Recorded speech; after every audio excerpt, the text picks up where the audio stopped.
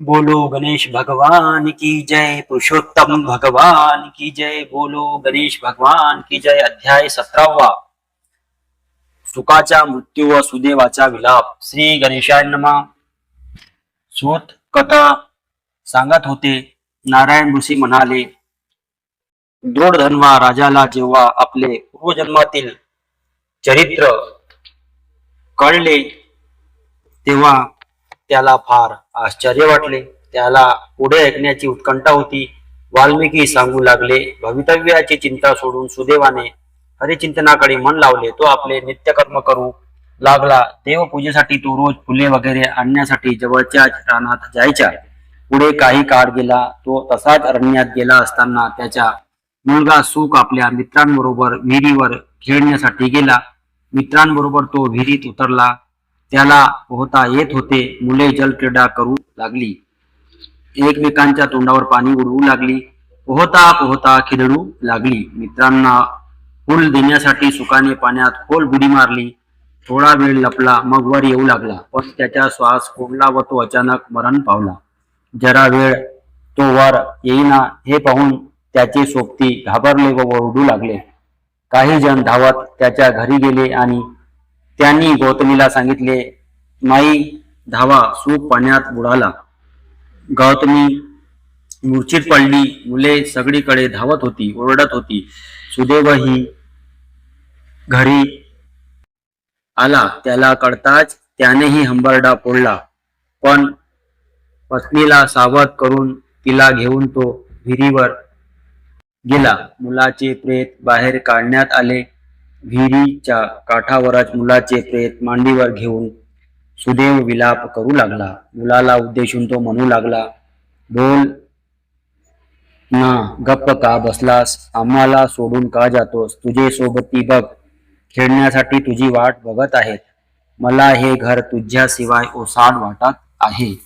मी आता कोणाचे लाड करू?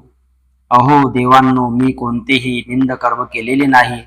मग मला ही शिक्षा का? देवा, तू दयाळू आहेस, मग माझ्यावर दया का दाखवत नाहीस? माझी दृष्टी हिरावून घेऊन, आमचा आधार हिरावून घेऊन तुला कसला आनंद झाला? हेच का माझे प्रारब्ध? निसर्गाला काहीच वाटत नाही, तो आपले कार्य करतच आहे. वत्सा, एकदा तरी तू बोल ना. तुझी आई किती आक्रोश करत आहे. तिची सुद्धा दया तुला येत नाही का? खरोखर रामाच्या विरहाने ज्याचे प्राण गेले तो दशरथ किती भाग्यवंत. मी मात्र जिवंत आहे. सुदैव कोणाची करुणा भाकू लागला.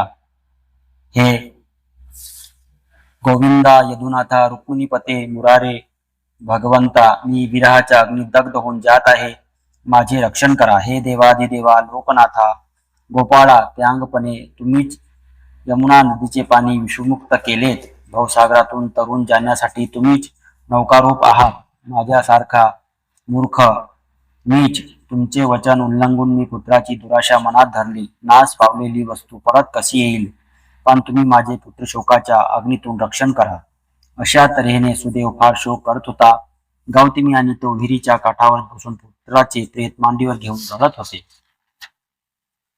बोलो गणेश भगवान की जय, पुरुषोत्तम भगवान की जय। श्री गणेशाय नमः। अध्याय 17वा। श्री गणेशाय नमः। इंदिरा मने हो शेष साई, तुम्ही उत्तम कथिले सर्वही।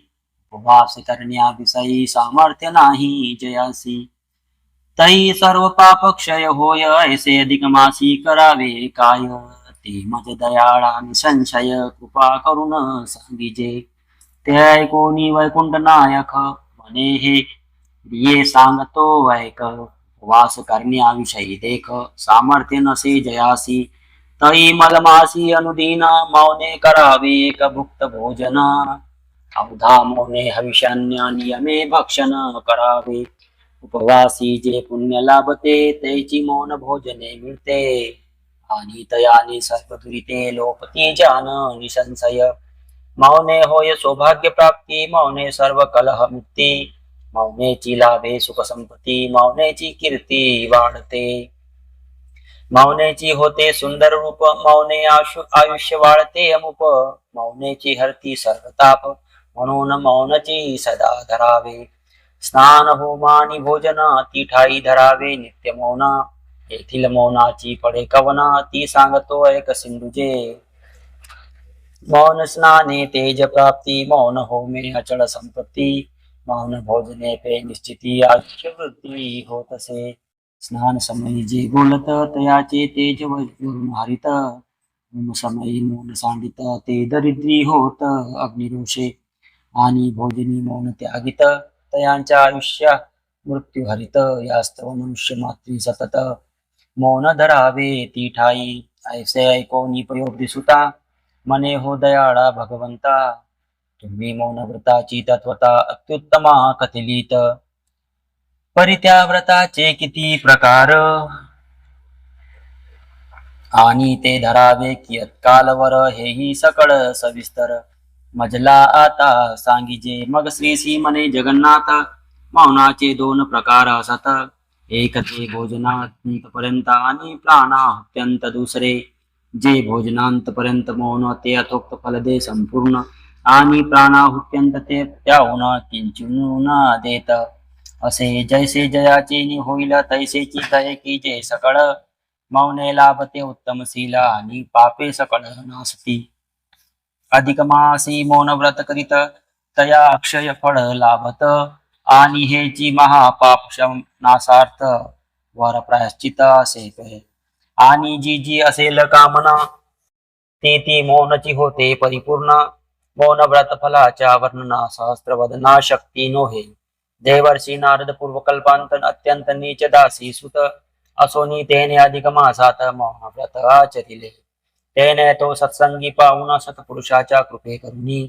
दासी पुत्रत्वा लागी टाकुनी विप्रत्वा लागुनी पावला. तेथेही अधिक मासी त्रिदिना कुरुक्षेत्री केले उपोषण. तेने आता हा ब्रह्मसूत होऊन ज्ञान संपन्न जाहला असे. ऐसे मौन व्रताचे फल नारदाची लादले निर्बळ. तिथी नक्षत्रादी पर्वकाळ तुच्छ सकळ मौना पुढे. अधिक मासी मौन व्रत केले तेने इष्टापुरतादी फळ साधिले. सर्व साधनाहुनी आगळे सुलभ असे मौन व्रत. जयांच्या साधना क्लेश बहुत त्या नाना तीर्थयात्रा किमर्थ. सकळ मासाहुनी अत्यंत अधिक मास श्रेष्ठ असे. केवळ एके अधिक मासा समान द्वादश शब्दिक ही नव्हे जान. मग ते करीती मौन भोजन काय पुण्य वर्णावे. अधिक मासीच्या मौन भोजनेसी तुडिता मेदिन निदानासी. साम्यान ऐसे विधी विष्णू महेशी निश्चयसी कथिले असे. सर्व दाने आणि अधिक मास तुडेने तुडिता निशेष. सकळ दानाहुनी विशेष अधिक मासच भरत असे. येथे स्नान विधी स्नान करीती जे धन्य होत त्रिजगती. आणि या माझी दीप उजळती ते धन्यतम असी तस्ती निश्चये. आणि मौन व्रत जे आचरत ते त्याहुनी धन्य जान निश्चित. येथेच्या अर्चनादी कर्मे निश्चित आजन्मकृत पापे नासती. इंदिरे अधिक मासा माझारी जो कपटेही किंचित व्रत करी. तयाच्याही दर्शन मात्रे सुंदरी जग निर्धारी पूत होय. जयानी मदभक्तीने वहिले अधिक मासी मौन भोजन केले. तई धर्मार्थ काम मोक्ष भले वेगे साधिले निश्चये. शतवरुषे करिता उपोषण जे पुण्य लाभे मानवा कारणे. तेची एक मौन भोजने लाभत ते जान पद्मालये.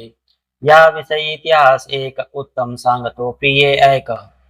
अवंतीपुरी वेद शर्मा नामक ब्राह्मण एक वसतसे. तो स्वाध्याय निरत शांत दांत महातपस्वी अभिमान रहित. निर्मम निरिच्छ निष्पाप पूत आणि जितेंद्रिय ही होता पे. ऐसा स्वधर्मे रात्र दिवस वर्तत असता सर्विशेष. कदाचित काल प्रिये अधिक मास अति निकट पातला. ते जाणूनिया तो विप्र रात्री अंतरी करी विचार. उदयी का पासून परिकर अधिक मास लागला आहे. परिसंप्रत माझी आदेही उपवासाचे सामर्थ्य नाही. तरी जेणे तयाचे फळ येई ऐसे काय करावे. ऐसा विचार करिता विप्रासी झोप लागली अवचिता. तो स्वप्नीश्वरे येऊनी स्वतः मौन व्रत उपदेशिले. आणि गुप्त जहाला भगवान तो वेद शर्मा जागृत होऊन. हे हरिचेची कृत्य संपूर्ण ऐसे जाणून आनंदला. नेत्री चालल्या प्रेमाश्रुधारा मने हे काय केले शारंगधरा. कृपा करुणी मज पामरा उद्धराया श्रमलासी.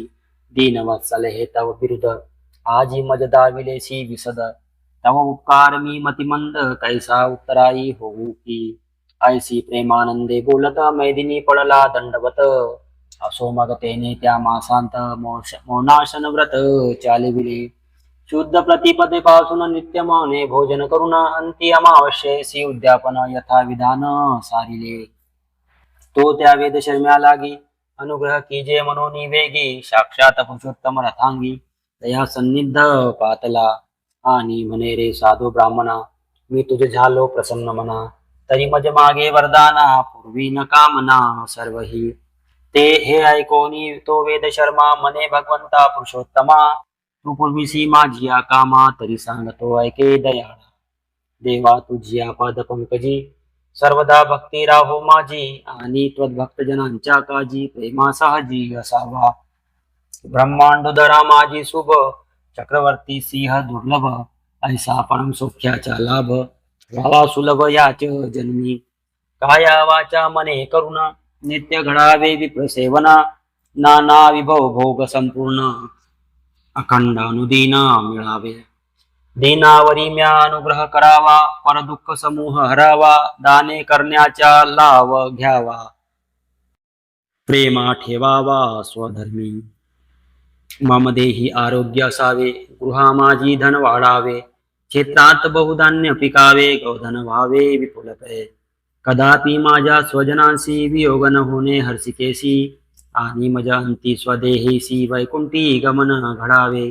हे सकळ माझे मागणे देवा तुवा मज देणे. ऐसे तई वेद शर्म्याने वरप्रदाने याचिली. ते तयाच्या त्या व्रते करुणा पुरुषोत्तम झाला प्रसन्न. म्हणून तया तैसेची तत्क्षण वरप्रदान दिधले. आणि भगवान पावले अंतर्ध्यान. मग तो वेद शर्मा ब्राह्मण तथेच नाना भोग भोगुन आनंदगन झाला. अनेक नाना विधी यज्ञ केले वापी कूप तळाग बांधिले. पानपोया धर्मशाळा देवडे ठाई ठाई बांधिली. नाना दाने दिधली पवित्र सुखी केले सुहृद मित्र. वनग्रामादि ठाई सर्वत्र अन्नशास्त्रे स्थापिली. ऐशी पुण्यकर्मे बहुत मैदिनीवरी केली सतत. पुढे तैने वैकुंठाप्रत जावया जेव्हा इच्छिले. तेव्हा सुरेंद्र दुर्लभ ऐसे विमानावर प्रेसिले खासे. जयाच्या सुंदर तेज प्रकाशे 10 दिशा उजळल्या.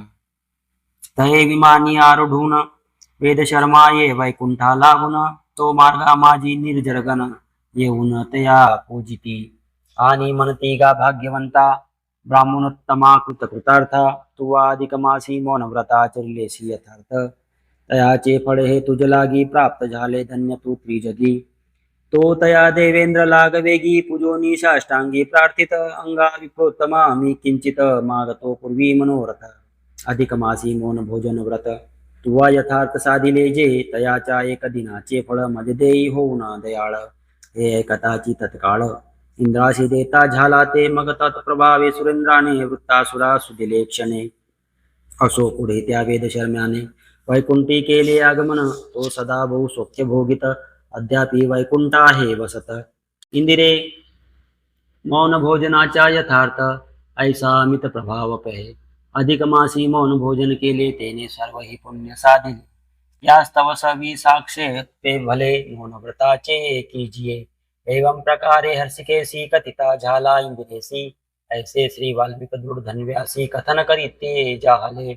ते श्री अधिक मास महात्म्य सार बृहन्नारदीय पद्माधार. सज्जन श्रोते ऐकोत चतुर. सप्तदशोऽध्याय गूढा श्री पुरुषोत्तमार्पणमस्तु. शुभम भवतु इति सप्तदशोऽध्याय समाप्त. बोलो पुरुषोत्तम भगवान की जय. ओम श्री कृष्णाय नमः. दानाची महती. मौन व्रत रोज 1 तास ठरवून ठराविक वेळी मौन पाळणे. मासांती ओम श्री कृष्णाय नमः या मंत्राचा 108 वेळा जप करणे व तांब्याचे ताम्हण ब्राह्मणास दान देणे. बोलो गणेश भगवान की जय. पुरुषोत्तम भगवान की जय. बोलो गणेश भगवान की जय.